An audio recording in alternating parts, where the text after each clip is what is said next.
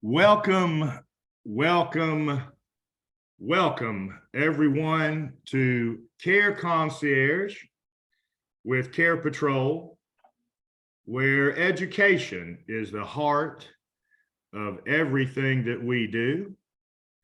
We're blessed today to have a dear old is the wrong word. Let me retract that. A dear friend of many years, Phyllis Grauer, speaking with us, and we'll get into her presentation in a little bit, but I want to allow folks who've registered for this course to log in. As y'all know who are here, or some of you may know who are here, that we are accredited by the Alabama Board of Social Work Examiners and also by the Alabama Board of Nursing Practitioners. And each of those boards has entrusted us with the right and the ability to create, credential, and offer contact hours to social workers and nurses.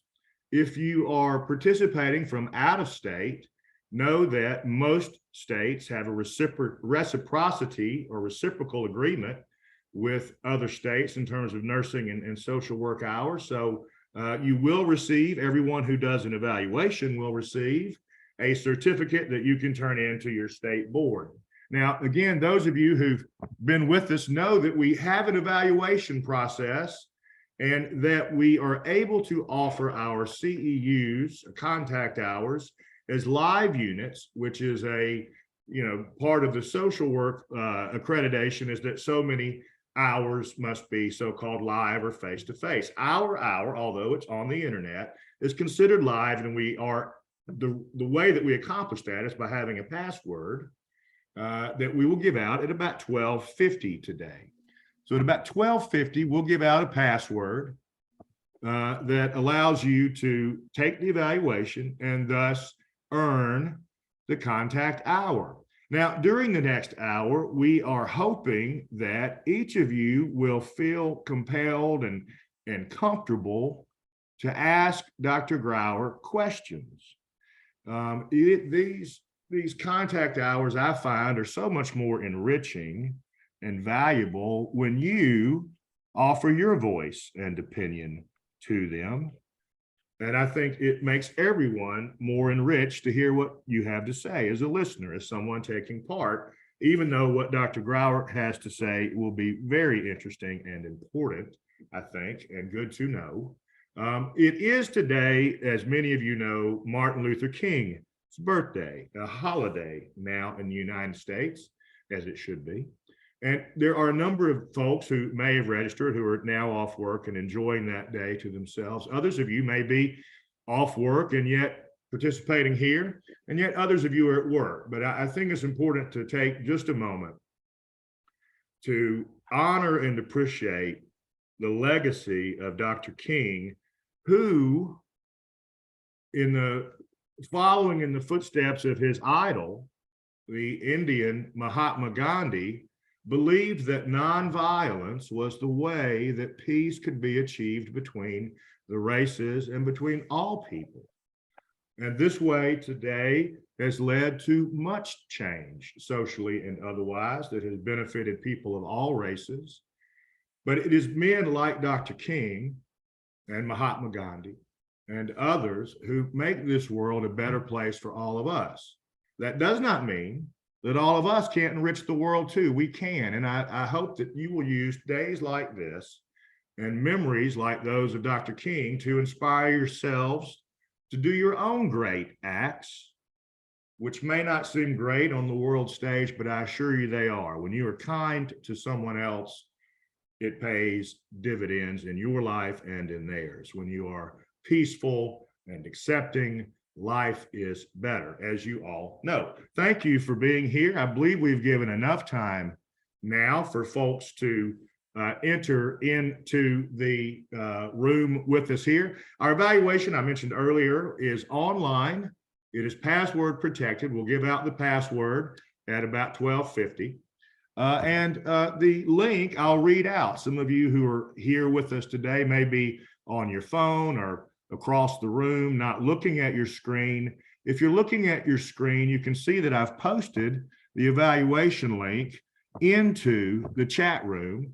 and it is https://www.surveymonkey.com/lowercase r/all uppercase letters, K as in Ken, K as in Ken, 3, G as in go, T as in Tom, X, J as in Juliet. One more time, I'll read the evaluation link for you, which I've also posted in the chat room. And that link is https://www.surveymonkey.com/lowercase r/all uppercase letters, K as in Ken, K as in Ken, 3, G as in go, T as in Tom, X, J as in Juliet. Hello, Ashley Tolbert and Gwen Gay. Thank you. It's good to see you in here as always. I appreciate you, and I hope we hear from you today as Dr. Grauer speaks. Those of you who aren't familiar with the chat room or with Zoom very well, take your cursor or your mouse and move it to the top of your screen or to the bottom. A little bar should pop up or down respectively. And along that, there is a word chat. And you can, with that, with your chat, pull up the chat room. You can also, on that same bar, see a picture of a sort of old-timey microphone. And if you click on that, you can unmute. And hello, and Miss, is it Ajomale? I'd love to know how to pronounce your name because you've been here before, and I appreciate you being back. Thank you and hello. And hello to everyone. I'd like to introduce Dr. Grauer now. I first met Dr. Grauer, Phyllis Grauer, many years, well, I don't want to say that. I don't want to say many years ago. Let's just say the year. It was 2004. And she was, at that time, already a celebrated pharmacist in the hospice world. She had worked with a number of what are called PBMs, which are pharmacy benefit managers, or with mail order companies that did pharmacy specifically for hospice. She had written many formularies for those entities as well as for individual hospices, and still to this day does that work. I was in 2004 nobody, and yet Dr. Grauer not only sat with me and talked with me and then had dinner with me, she then came and sort of agreed to do some work with the company I was with. And so I say that to say that Dr. Grauer is a very open person. She's also, and I just want y'all to understand, a very celebrated pharmacist, and we're very fortunate to have her join us today with Care Concierge. I will have her begin speaking now if she's ready. Dr. Grauer, I'd love to have you take over so I don't have to listen to myself anymore. Thank you, Sean. And yes, I'm ready. And thank you all for joining us on Martin Luther King's birthday. I know it's a holiday, so thank you for taking the time. It's certainly my pleasure to be here and talk about a subject that is near and dear to my heart. Well, actually, a couple subjects, senior care and pain management. As Sean said, I've spent most of my career in hospice and end-of-life care, palliative care, but also in pain management, and I'm board certified in geriatric pharmacy. So I spoke a couple months ago in general about the elderly, and today I want to talk to you about how we deal with pain, because pain is certainly an issue in the elderly, and this happens to me all the time. I can't get, there we go. You have objectives on your screen. We're going to talk about disease and symptoms related to the elderly that affect pain. We're going to talk about pharmacological and non-pharmacological management. And most importantly, I want to spend time on adverse effects, because that is one of the biggest issues when it comes to medication use in all populations, but particularly in the elderly population. I do not have any financial relationships to disclose. I will talk about off-label use of medications.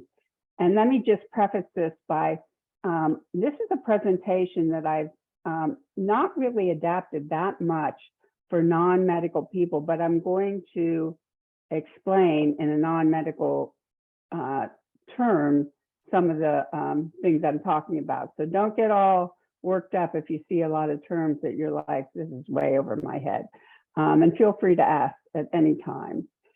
So basically, about 52% of people 65 or older have had pain in the last month. And I would say that's probably a low number. 3/4 of them have pain in more than one location. And one of the problems is that because they have many diseases and many needs for medication, adding more medication for pain management increases the risk of adverse effects from medication use for pain. So we're going to look at a lady, Mrs. T. She's 88 years old. She has multiple medical conditions, and some of those medical conditions are hypertension. She has renal failure, diabetes. She's incontinent. She has very poor mobility, which has resulted in falls, and she also has osteoporosis. Her creatinine clearance, which is an indication of her renal function, is low. It's 30 mils per minute. And for a normal adult, it's greater than 60. So you can see that she has some renal impairment. Now, the source of her pain is predominantly due to shingles. And if any of you who are, I think it's now the age 50 or older, please get your Shingrix vaccine, because shingles is no fun. And usually when someone gets shingles, they're treated with a steroid and also with an antiviral, which this lady received. Now, after she started to have this rash on her chest, she started then to experience this severe pain. So one of the things we need to look at when it comes to medication and pain are the changes that we see in the elderly. And this is, I'm going to review some stuff which I did last time when I spoke with you all. Patients who are elderly will have increased blood pressure. They have cardiac issues. Constipation is a huge issue in the elderly. They also are at a higher risk of having slower respiration, certainly increased risk of falls, which we spend a lot of time dealing with the elderly to prevent falls. And they're certainly more susceptible to medications that can be sedating or can give them fog thinking. So keeping that in mind and thinking about the medications we use for pain, it's important to keep those changes in mind. So as I mentioned, they have decreased cardiac output. That means the blood is not flowing as easily through the heart. Now, a lot of drugs, particularly some of the medications we use for pain, predominantly act in the brain. And there's a barrier called the blood-brain barrier, which keeps things out of the brain that shouldn't go there. People who are elderly, their blood-brain barrier kind of gets more permeable, so the medications get to the brain more rapidly. The other thing is when someone like stands up quickly, they, you know, a normal person, their